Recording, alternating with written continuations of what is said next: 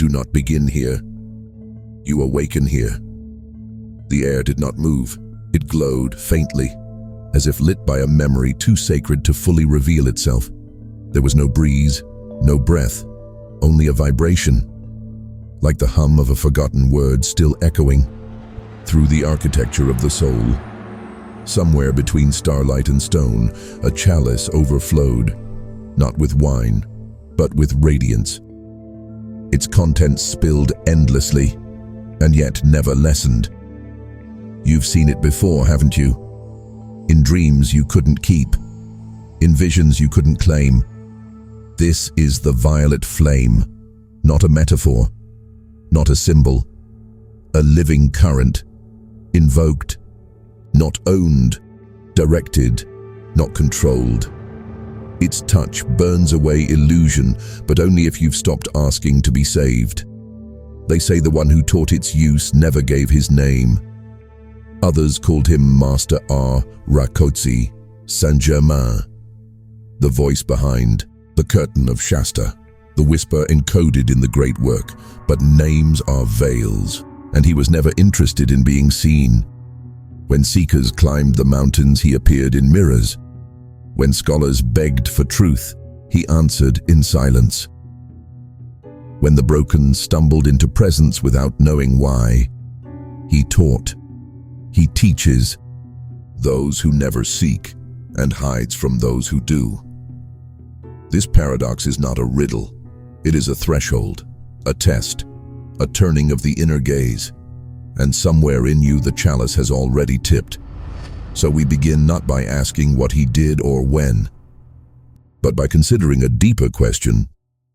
What if the one you seek never came to teach you, but to awaken what you already knew before you were born?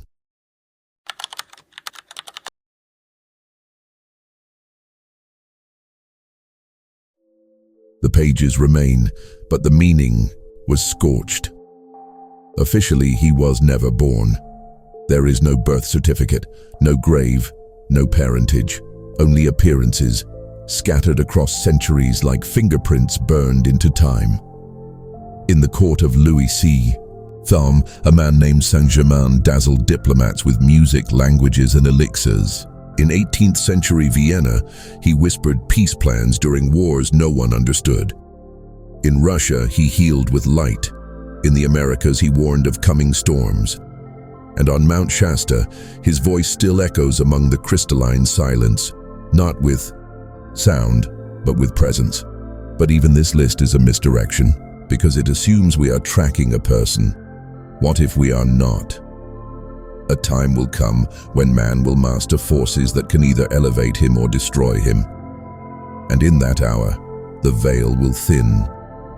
Attributed to an unpublished manuscript, found in the archives of Prince von Hesse Castle, he has been called many names: the Comte de Saint-Germain, Master R, Prince Rakotsi, Mahatma of the Violet Ray. But none of these are identities. They are roles, assumed and discarded like ritual masks in a cosmic play. One account places him at the Congress of Vienna in 1815, offering impossible political insights. Another claims he was seen in Italy in 1904 with the same face, unchanged. Yet another describes his voice in the 1930s, speaking through Guy Ballard at Mount Shasta. A voice filled with command, resonance, and knowing. Not performance, transmission. Still, the skeptics say, no proof, no documents, no photographs. But ask yourself this: what kind of teacher leaves footprints in the sand when his lesson is meant for the soul? A fragment from the Trinosophia, attributed to Saint-Germain, reads, "The flame is a gate. To invoke it is to erase what was false and remember what always was." Pause. Let the weight of this settle. He is not remembered by records. He is remembered by resonance. He is the whisper before insight, the stillness before transformation, the one who moves when no one is watching, but always where awakening is about to occur. Only those who feel the presence can sense it.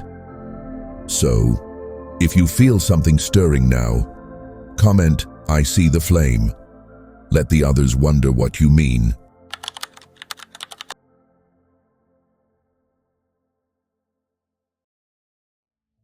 He wore no mask, but every name was a disguise. They called him Saint-Germain. They called him Rakosi, Weldon, Monta, Bellamar, Master R. He was the Count in Paris, the Alchemist in Vienna, the emissary in Russia, and the voice in Shasta. But he never corrected them, because he was not the name. He was the current beneath the name. Each alias fits the time, the task, and the lesson. But none revealed the core. His identities shifted like reflections in moving water, familiar, but never graspable. He lived before his ancestors were born, a paradox whispered in the Trina Sophia's hidden margins. In France, he was seen teaching the purification of stones. In Germany, performing musical works unrecorded in any archive. In London, offering political foresight cloaked in riddles. In India, they say he arrived before the British and never left. Some said he was a Rosicrucian, others a Jesuit spy. Still, others believed he was the soul of Francis Bacon returned to fulfill unfinished works. But when asked directly, "Who are you truly?" he only smiled and changed the subject. Even those who knew him best were left confused. Prince Charles of Hesse wrote he knew things he should not have known. Not by intelligence, but by memory. But the memory of what? Perhaps that's the wrong question. Perhaps the better question is this: have you ever felt like you've seen someone before, in a place that no longer exists, or that you've dreamed of truths you've never learned, symbols you cannot name, but recognize in your bones? Have you ever felt like you were being watched, not with malice, but with meaning? Pause. The mirror shifts here, because maybe he is not just a man in your past. Maybe the one they called Saint-Germain was only the first mask. And the next? Could it be you? You who see what others ignore. You who feel time crack at the edges when silence becomes too loud. You who woke before the alarm and forgot what you were about to remember. The chalice is still overflowing, and the mask, it's already in your hand.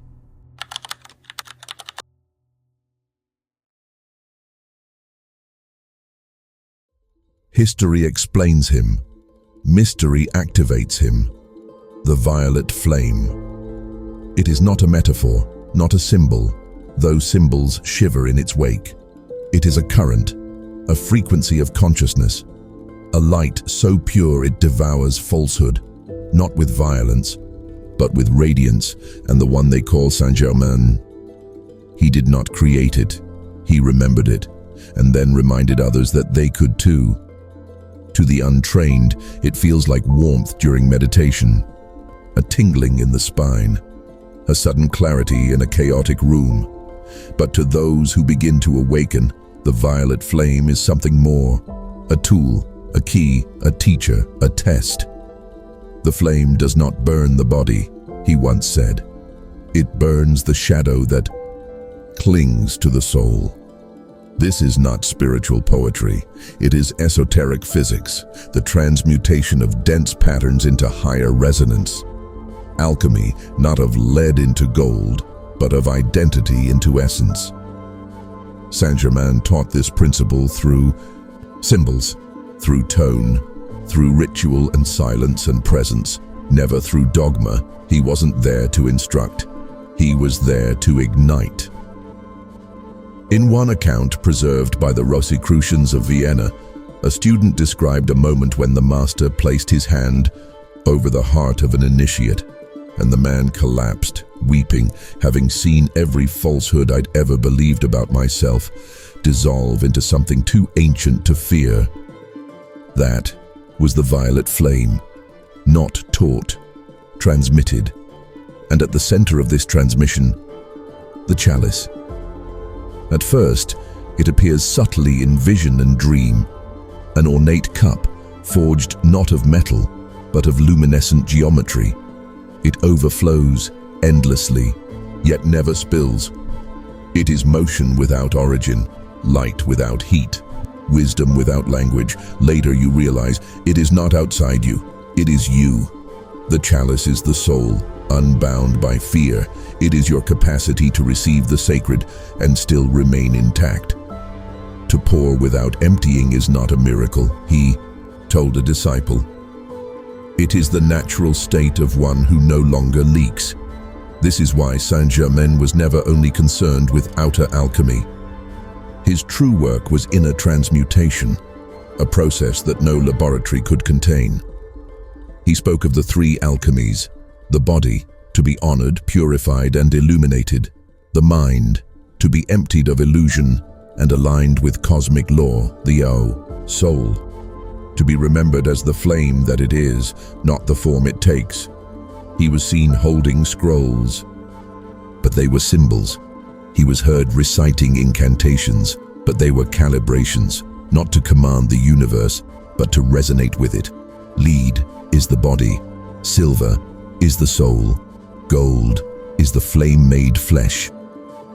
Sacred Trinosophia, attributed, fragment. In theosophical circles, he was called Master R, the ascended keeper of the seventh ray. In esoteric Christianity, he was viewed as the steward of the I Am Presence, the divine identity beyond all roles. In Hermetic traditions, he became a whisper across disciplines, the hidden key connecting sound, color, and intention into a living science of awakening. He never claimed titles.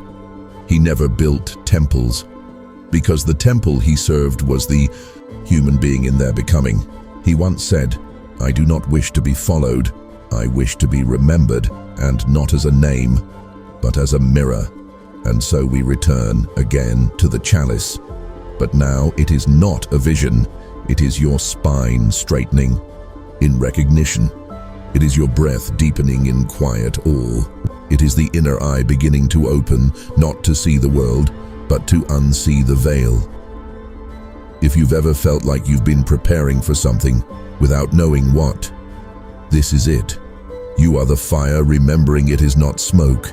You are the student realizing you were always the scribe. You are the chalice, and the flame has already chosen you.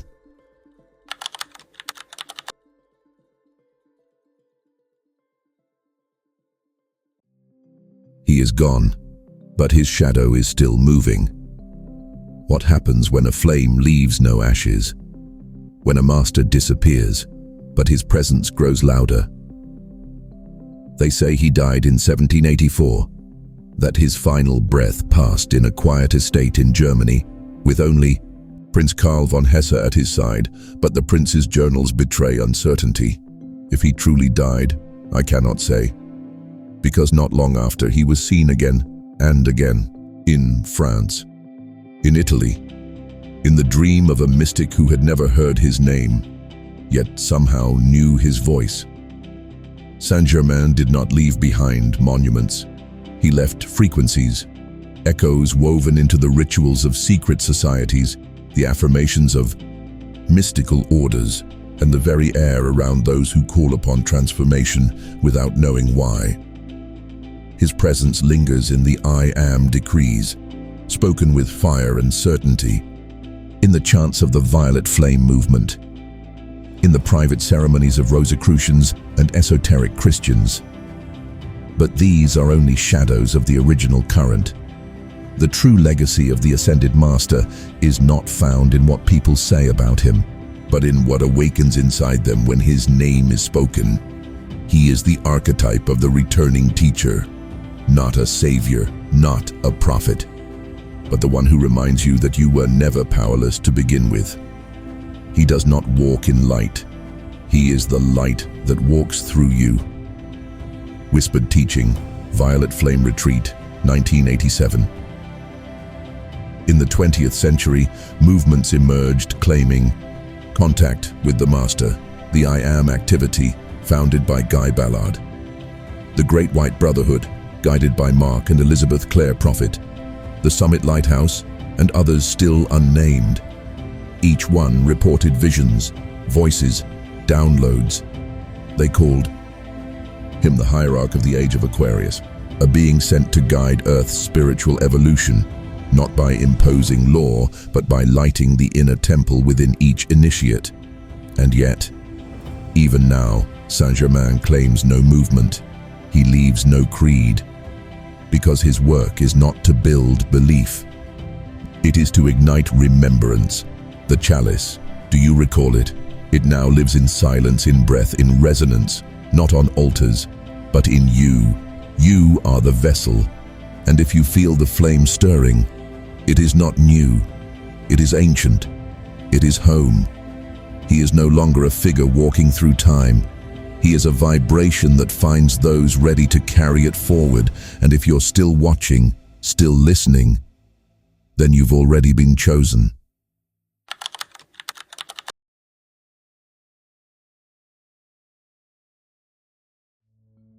Thank you for walking through the veil. This began as a search for a man, a myth, a master. But now you understand, it was never about him. It was about the flame that flickered the moment you heard his name, the one that still hasn't gone out. You were never just the observer, you were always the initiate. This was not a biography, it was a summoning, and something answered. Saint-Germain, master of the violet flame, the nameless teacher of impossible light, was never meant to be understood by history. He was meant to be remembered by the soul, not as a person but as a pattern, not as a guide but as a mirror held to your inner fire. What you sought outside was always waiting within. The chalice overflows, still, always, not because it is full, but because it taps the source that cannot be emptied. And now you know, so can you. The violet flame is not his. It is yours to claim, to direct, to become, not because someone told you to, but because of your very presence here, now, is the proof of a soul remembering what it once vowed to forget. He teaches those who never seek, and hides from those who do. The paradox you first heard at the threshold. Now it makes sense, because you stopped seeking the flame. You became it, and now you feel it. Behind the eyes, beneath the ribs, in the breath that holds just a second, too long before release, as if waiting for a forgotten word. This is not inspiration. This is activation. You are the echo that rings across lifetimes. You are the keeper of the cup. You are the fire in human form. So now I ask you, who are you? If you remember him, who are you? If you've been him all along, let that question echo. Let it bend something sacred inside you. Let it open the place beyond belief, where knowing lives. You weren't watching this. It was watching you. The mirror turned the moment you asked the question, and now it reflects someone who can never unsee what they've seen. Until the next glyph reveals itself. Walk like one who remembers, speak like one whose flames cannot consume, and act as one who knows the hidden work was never outside, it was you. Comment, I remember. Let your resonance be the next ripple. Subscribe, share the glyph, carry the flame. This is not the end of the ritual. This is where it passes through you and continues.